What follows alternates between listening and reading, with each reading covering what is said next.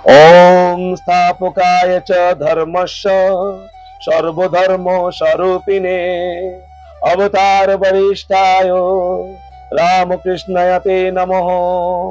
ओम नमो श्री भगवते श्री रामकृष्णाय नमो नमः।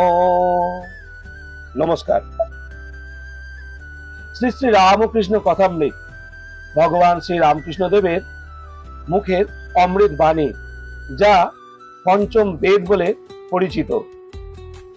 ভগবান শ্রী রামকৃষ্ণ দেব এবং মাস্টার মশাইয়ের সাক্ষাতে বিভিন্ন ভক্তগণের সঙ্গে ঠাকুর শ্রী শ্রী রামকৃষ্ণ পরমহংসদেব যে বিভিন্ন রকম তত্ত্বকথা পরিবেশন করেন, তা দৈনন্দিন ডায়েরিতে মাস্টার মশাই লিপিবদ্ধ করে রাখতেন। সেটাই পরবর্তীকালে পুস্তক আকারে রামকৃষ্ণ কথামৃত রূপে প্রকাশিত হয়। এই রামকৃষ্ণ কথামৃত শ্রবণ করে আপনাদের মধ্যে কোনো একজন ব্যক্তিও যদি ঈশ্বরের প্রকৃত তত্ত্ব, ঈশ্বরের প্রকৃত স্বরূপ জানতে পারেন, বুঝতে পারেন, তাহলে আমার এই শ্রমকে সার্থক বলে মনে করব। শ্রবণ করতে থাকুন। গঙ্গার তীরে দক্ষিণেশ্বরের কালী মন্দির, মা কালীর মন্দির, বসন্তকাল, ইংরাজির 1882 খ্রিস্টাব্দের ফেব্রুয়ারি মাস। শ্রী শ্রী ঠাকুরের জন্মোৎসবের কয়েকদিন পরে, অর্থাৎ ঠাকুর শ্রী শ্রী রামকৃষ্ণ দেবের জন্মোৎসব পালিত হয় 18ই ফেব্রুয়ারি। তার কয়েকদিন পরে 23শে ফেব্রুয়ারি ব্রাহ্ম সমাজের শ্রীযুক্ত কেশব সেন এবং শ্রীযুক্ত জোসেফ কুক এবং ঠাকুর শ্রী শ্রী রামকৃষ্ণ দেব স্টিমারে করে বেড়াতে গিয়েছিলেন। তার কয়েকদিন পরে 26শে ফেব্রুয়ারি রবিবার 1882 খ্রিস্টাব্দ সন্ধ্যা হয় এমন সময় ঠাকুর শ্রী শ্রী রামকৃষ্ণ দেবের ঘরে মাস্টার আসিয়া উপস্থিত। এই প্রথম দর্শন। এই মাস্টার মশাই কে এবং এনার প্রকৃত পরিচয় কি, এনার কর্ম ইত্যাদি বিষয়ে একটু পরে আমি আলোচনা করব। তার আগে ওই প্রথম দিনে কি আলোচনা হয়, কি কথোপকথন হয়, সেই বিষয়টা আগে আলোচনা করে নিচ্ছি। মাস্টার দেখলেন এক ঘর লোক নিস্তব্ধ হয়ে ঠাকুরের কথামৃত পান করছেন। ঠাকুর তক্তপোষে বসে পূর্বাশ্ব হয়ে সহাস্য বদনে হরিকথা বলছেন, আর ভক্তেরা মেঝে বসে আছেন। মাস্টার দাঁড়িয়ে অবাক হয়ে দেখছেন। মাস্টারের বোধ হলো যেন সাক্ষাৎ সুখদেব মুনি ভগবত কথা বলছেন আর সর্বতীর্থের সমাগম হয়েছে, অথবা যেন শ্রী চৈতন্যদেব কুরুক্ষেত্রে রামানন্দ স্বরূপাদি ভক্ত সঙ্গে বসে আছেন আর ভগবানের গুণগান কীর্তন করছেন। ঠাকুর বলছেন, যখন একবার হরি বা একবার রাম নাম করলে রোমাঞ্চ হয়, অশ্রুপাত হয়, তখন নিশ্চয় যেন যে সন্ধ্যাদি কর্ম আর করতে হবে না, তখন কর্মত্যাগের অধিকার হয়েছে, কর্ম আপনা আপনি ত্যাগ হয়ে যাচ্ছে। তখন কেবল রাম নাম কি হরিনাম কি শুদ্ধ ওঙ্কার জপলেই হলো। আবার বললেন, সন্ধ্যা গায়ত্রীতে লয় হয়, আবার গায়ত্রী ওঙ্কারে লয় হয়। মাস্টার একজন সঙ্গী সঙ্গে এনেছেন, তার নাম হলো সিধু। তারা দুজনে এই বাগান ওই বাগান ঘুরতে ঘুরতে এখানে এসে পড়েছেন। আজ রোববার 26শে ফেব্রুয়ারি 15ই ফাল্গুন 1882 খ্রিস্টাব্দ। অবসর আছে, তাই দুজনে বেড়াতে এসেছেন। শ্রীযুক্ত প্রসন্ন বালুর্যের বাগানে কিছুক্ষণ আগেই তারা বেড়াতে গিয়েছিলেন। তখন সিধু বললেন, গঙ্গার ধারে একটা চমৎকার বাগান আছে, সেই বাগানটি কি আপনি দেখতে যাবেন? সেখানে একজন পরমহংস আছেন। বাগানের সদর ফটক দিয়ে ঢুকেই মাস্টার এবং সিধু বরাবর ঠাকুর শ্রী রামকৃষ্ণ দেবের ঘরে এলেন।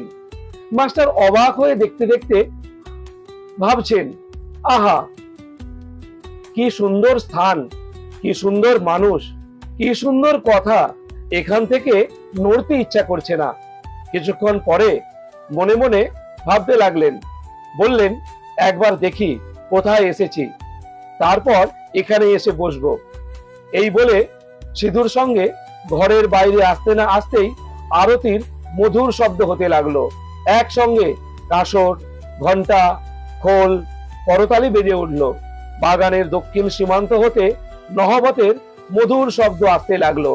সেই শব্দ ভাগীরথী বক্ষে যেন ভ্রমণ করতে করতে অতি দূরে গিয়ে কোথাও মিশে যেতে লাগলো। মন্দ মন্দ কুসুম গন্ধবাহী বসন্তানীল, সবে জ্যোৎস্না উঠেছে। ঠাকুরদের আরতির যেন চতুর্দিকে আয়োজন করা হয়েছে। মাস্টার দ্বাদশ শিব মন্দিরে গেলেন এবং শ্রী শ্রী রাধাকান্তর মন্দির দর্শন করলেন। মা শ্রী শ্রী ভবতারিণীর মন্দিরে আরতি দর্শন করলেন এবং পরম প্রীতি লাভ করলেন।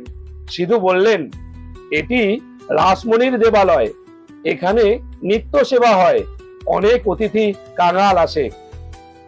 কথা বলতে বলতে ভবতারিণীর মন্দির হতে বৃহৎ পাকা উঠানের মধ্যে দিয়ে পদচারণ করতে করতে দুজনে আবার ঠাকুর শ্রী রামকৃষ্ণ দেবের ঘরের সামনে এসে উপস্থিত হলেন। এবার দেখলেন ঘরের দরজা বন্ধ করা। এইমাত্র ধুনা দেওয়া হয়েছে। মাস্টার ইংরাজি পড়েছেন, তাই হঠাৎ করে ঘরে প্রবেশ করতে পারলেন না। দ্বার দেশে ঠাকুরের পরিচারিকা, যার নাম বৃন্দে, তিনি দাঁড়িয়েছিলেন। মাস্টার মশাই জিজ্ঞাসা করলেন, হ্যাঁ গা, সাধুটি কি এই ঘরের ভিতর আছেন? বৃন্দে বললেন, হ্যাঁ, এই ঘরের ভিতরে আছেন। মাস্টার বললেন, ইনি এখানে কতদিন আছেন? বৃন্দে বললেন, তা অনেক দিন আছেন। মাস্টার বললেন, আচ্ছা, ইনি কি খুব বইটই পড়েন? বৃন্দে বললেন, আর বইটই, সব ওনার মুখে। মাস্টার সবে পড়াশোনা করে এসেছেন, ঠাকুর শ্রী রামকৃষ্ণদেব বই পড়েন না শুনে আরো অবাক হলেন। মাস্টার বলছেন, আচ্ছা, ইনি বুঝি এখন সন্ধ্যা করবেন? আমরা কি এই ঘরের ভিতর যেতে পারি? তুমি একবার খবর দেবে? বৃন্দে বললেন, তোমরা যাও না বাবা, ঘরে গিয়ে বসো। তখন মাস্টার এবং সিধু ঘরে প্রবেশ করে দেখেন ঘরে অন্য কেউ নেই।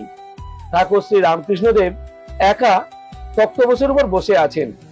ঘরে ধুনা দেওয়া হয়েছে, সমস্ত দরজা বন্ধ। মাস্টার প্রবেশ করে বদ্ধাঞ্জলি হয়ে প্রণাম করলেন। ঠাকুর রামকৃষ্ণদেব বসতে অনুজ্ঞা করলেন।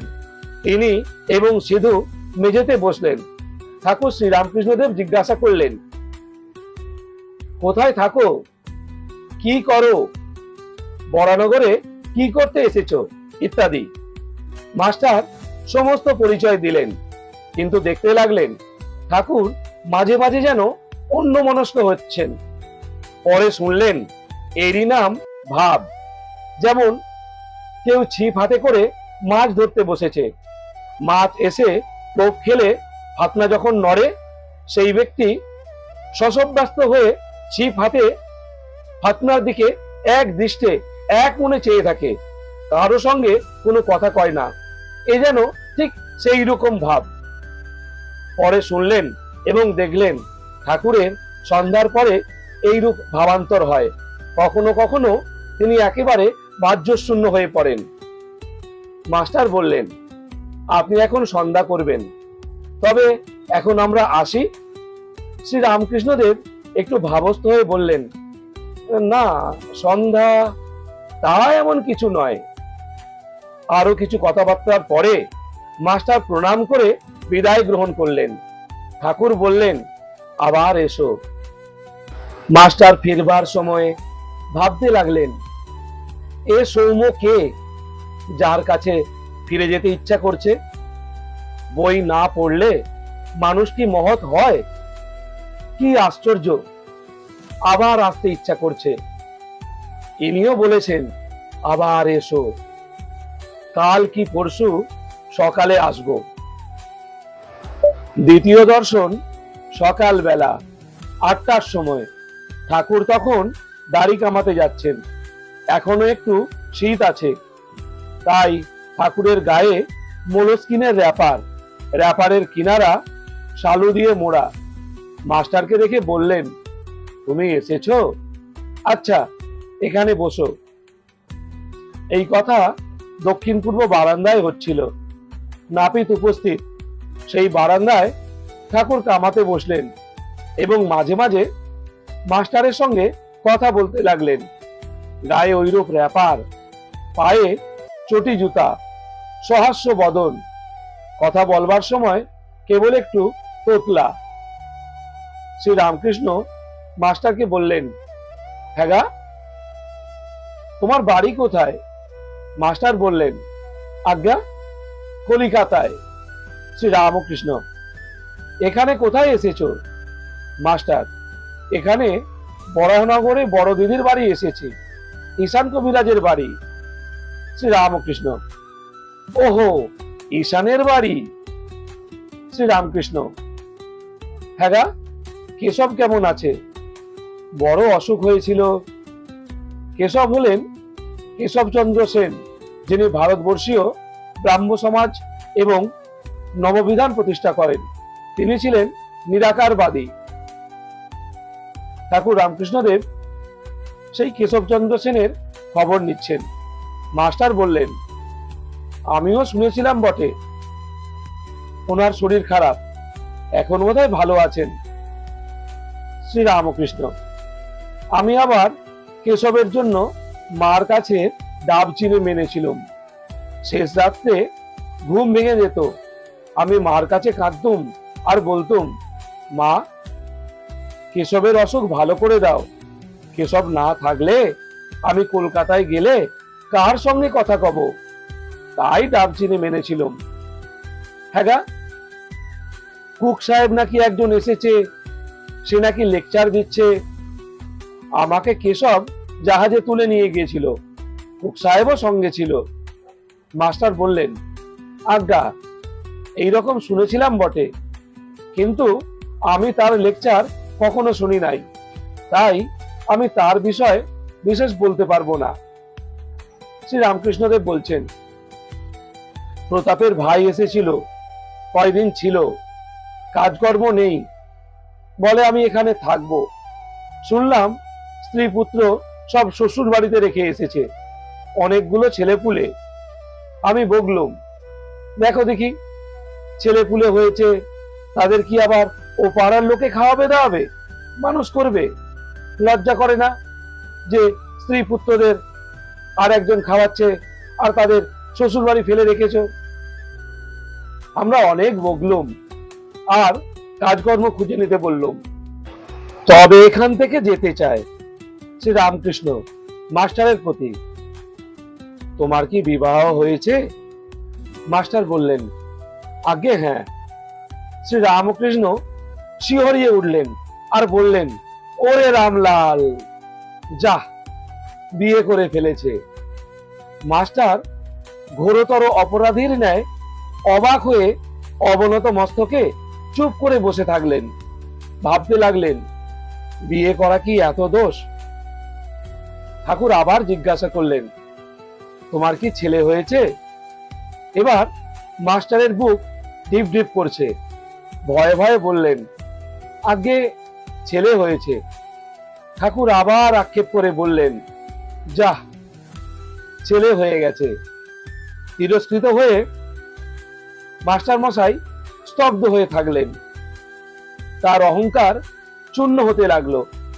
কিছুক্ষণ পরে ঠাকুর শ্রী রামকৃষ্ণদেব আবার কৃপাদৃষ্টি করে সস্নেহে বলতে লাগলেন, দেখো, তোমার লক্ষণ ভালো ছিল, আমি কপাল, চোখ এইসব দেখলে বুঝতে পারি।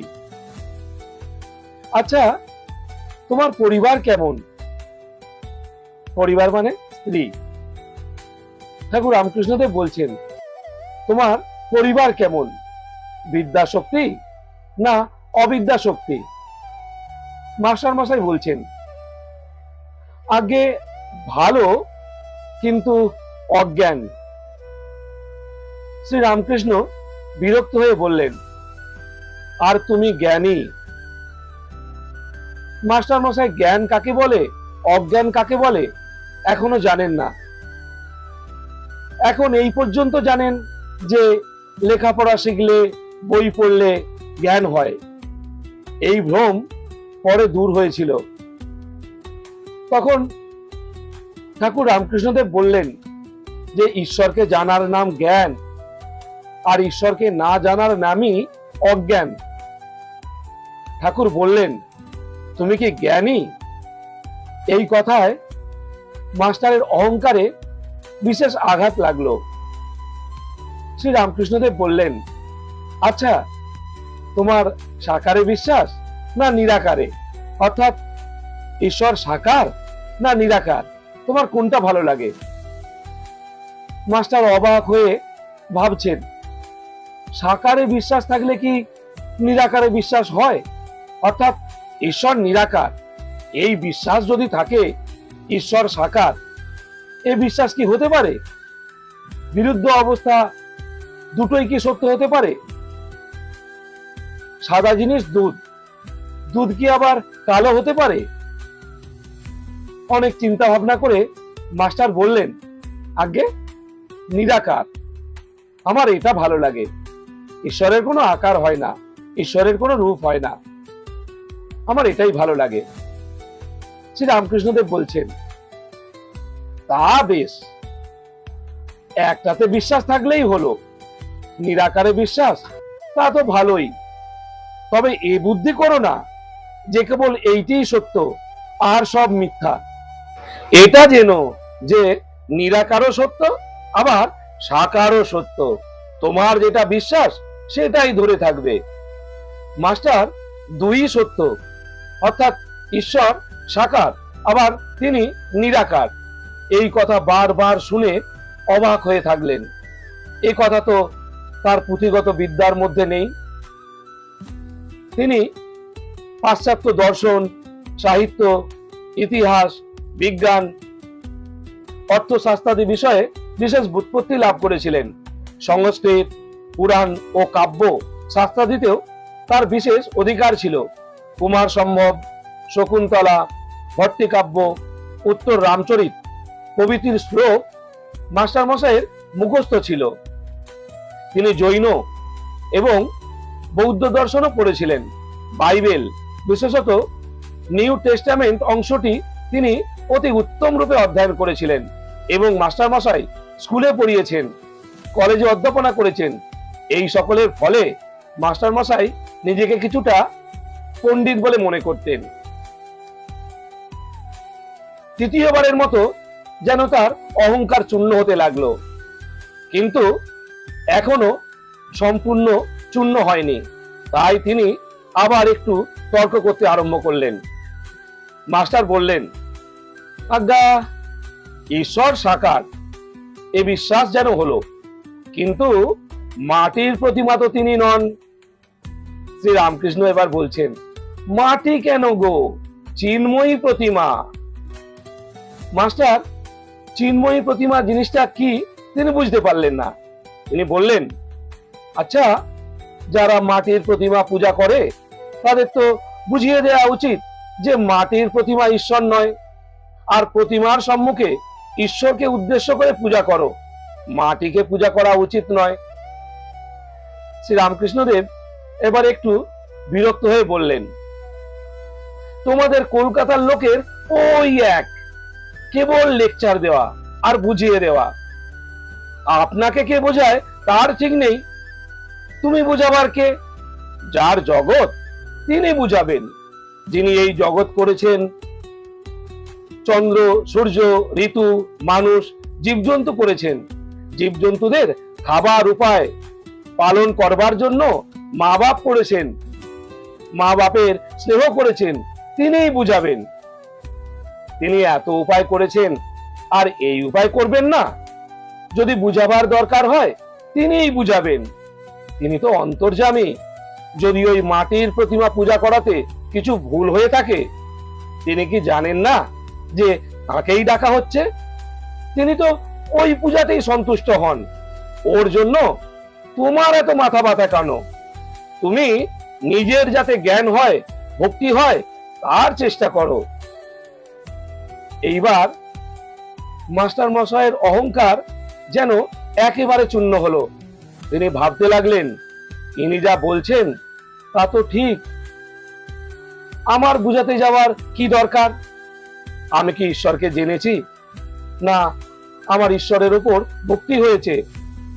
আপনি সুতে স্থান পায় না, শঙ্করাকে ডাকে। জানি না শুনি না পরকে বুঝাতে যাওয়া বড়ই লজ্জার কাজ, বড়ই হীনবুদ্ধির কথা, বড়ই লজ্জার কথা। এ কি অঙ্কশাস্ত্র, না ইতিহাস, না সাহিত্য যে পরকে বুঝাবো? এই যে ঈশ্বর তত্ত্ব, ইনি যা বলছেন মনে বেশ লাগছে। ঠাকুরের সঙ্গে তার এই প্রথম এবং এই শেষ তর্ক। শ্রী রামকৃষ্ণ বলছেন, তুমি মাটির প্রতিমা পূজা বলছিলে, যদি মাটিরই হয় সে পূজাতে প্রয়োজন আছে। নানা রকম পূজা ঈশ্বরই আয়োজন করেছেন, যার জগৎ তিনি এইসব করেছেন অধিকারী ভেদে। যার পেটে যেটা সয় মা সেইরূপ খাবার বন্দোবস্ত করেন। যেমন এক মায়ের 5 ছেলে, বাড়িতে মাছ এনেছে, মা মাছের নানা রকম ব্যঞ্জন করছেন, যার পেটে যেটা সয়। কারো জন্য মাছের পোলোয়া, কারো জন্য মাছের অম্বল, কারো জন্য মাছের চচ্চড়ি, কারো জন্য মাছ ভাজা, এইসব করছেন, যার পেটে যেটা সয়, যার যেটা ভালো লাগে। বুঝলে? এবার মাস্টার অবনত নস্তকে বললেন, আগে হ্যাঁ। এইবার মাস্টার মশাইয়ের সম্বন্ধে একটু আলোচনা করে নেওয়া যাক। এই মাস্টার মশাই ব্যক্তি কে, ইনি কি কর্ম করতেন এবং এনার জন্ম ইত্যাদি সংক্ষেপে আলোচনা করে নেওয়া যাক।